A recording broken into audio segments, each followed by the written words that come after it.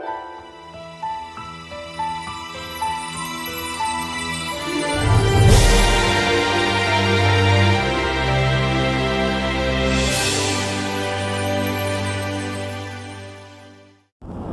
this is Chris. Leakris Transportation Services, a wholly owned subsidiary of Leakris Enterprises.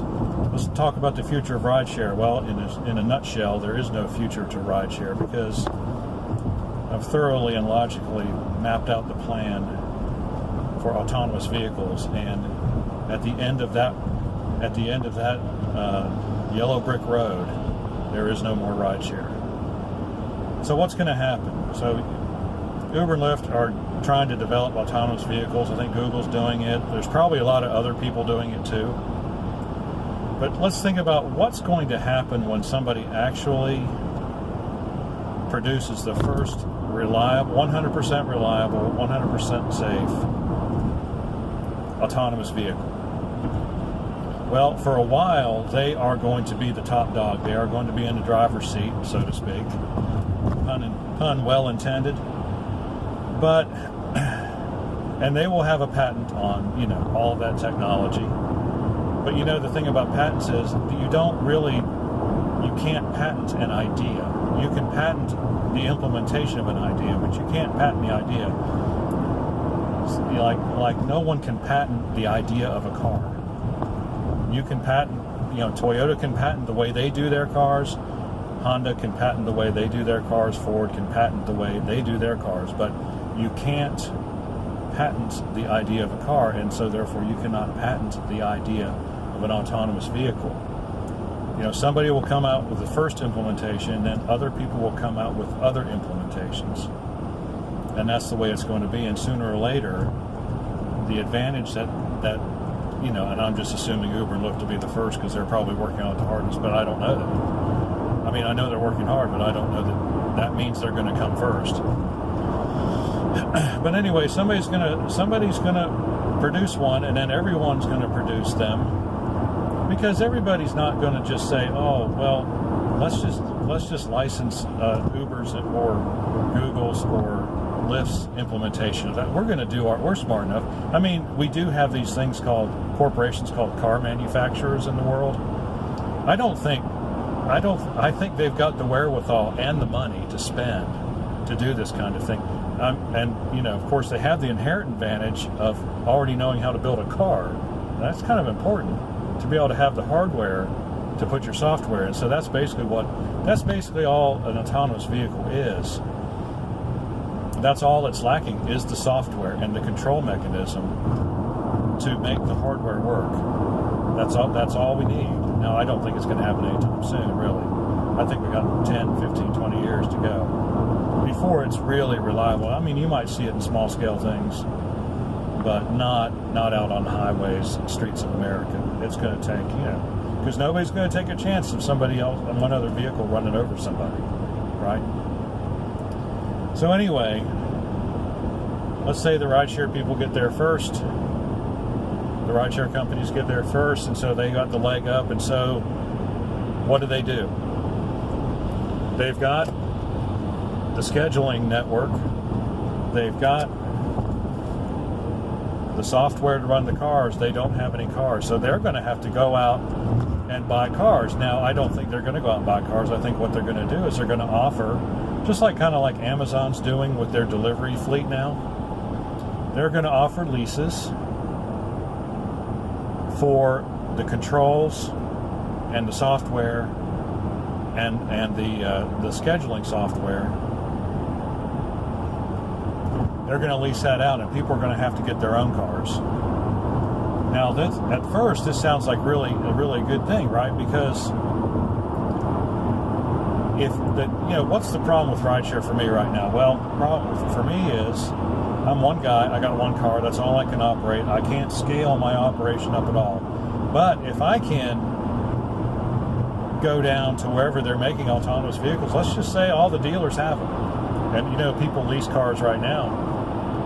Let's say I get the wherewithal, I get the idea. Well, of course, everybody's going to get the idea, and I've already had the idea, so they'll all be copying me now. They'll go down to the autonomous car dealership, and they'll lease 5 cars.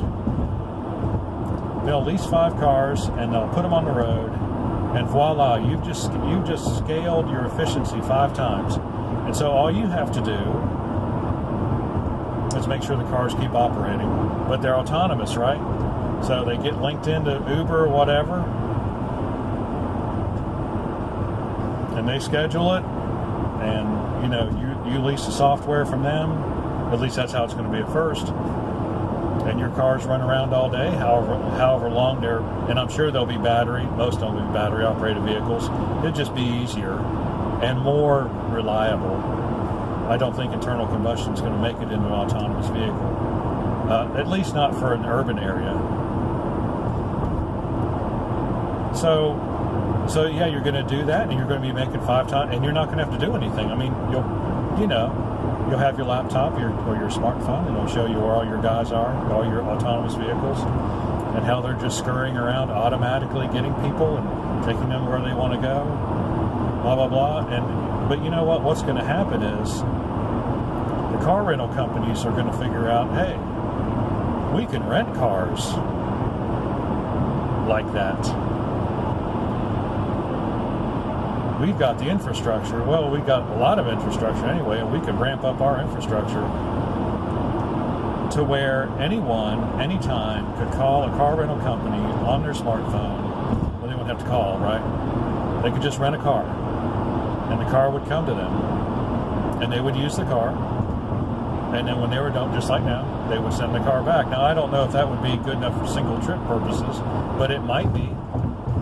It might be, because, if a rental company's got 1,000 cars out there on the road being rented and they're constantly coming off lease, what's that? Is there a real difference between that and what Uber's doing right now? I don't think there is.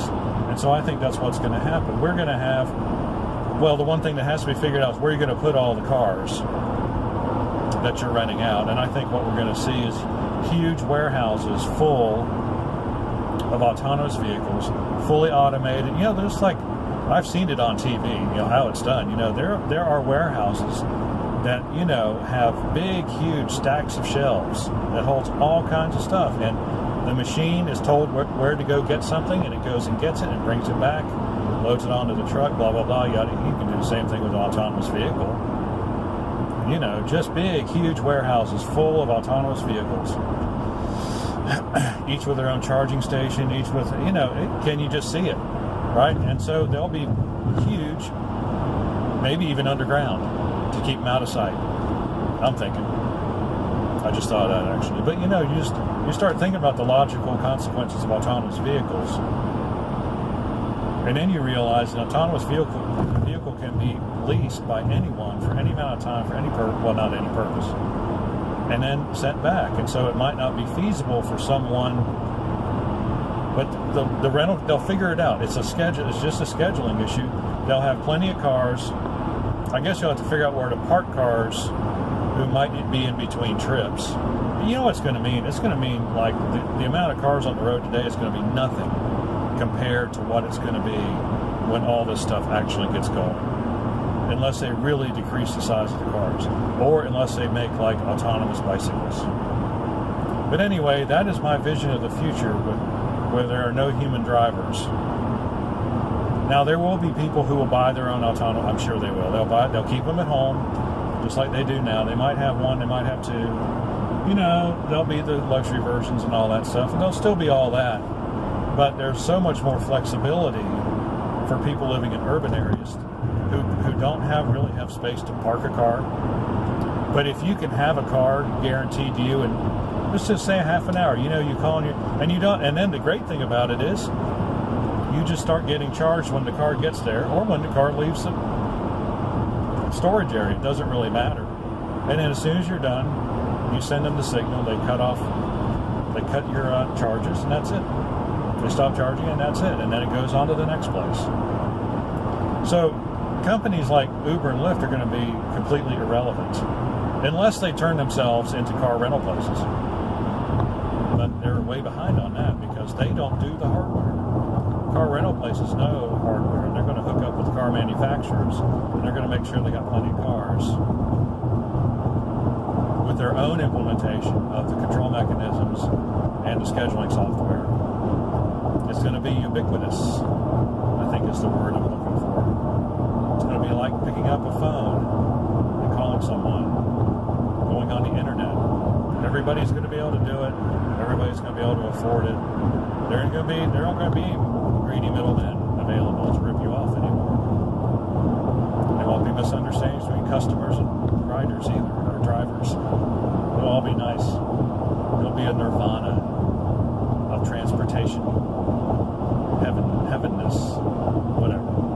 Anyway, those are my thoughts on what's eventually going to happen, and why all the things that Uber and Lyft think they're going to do are just going to end up a pile of ashes and just a little postscript in history. Kind of like the Pony Express. It worked for a while. Yeah, about what, 2 years, 3 years? I don't know. It wasn't very long. Then they made this thing called the Telegraph, and then it was all over. Yep, that'll be it. Somebody's always building a better mousetrap.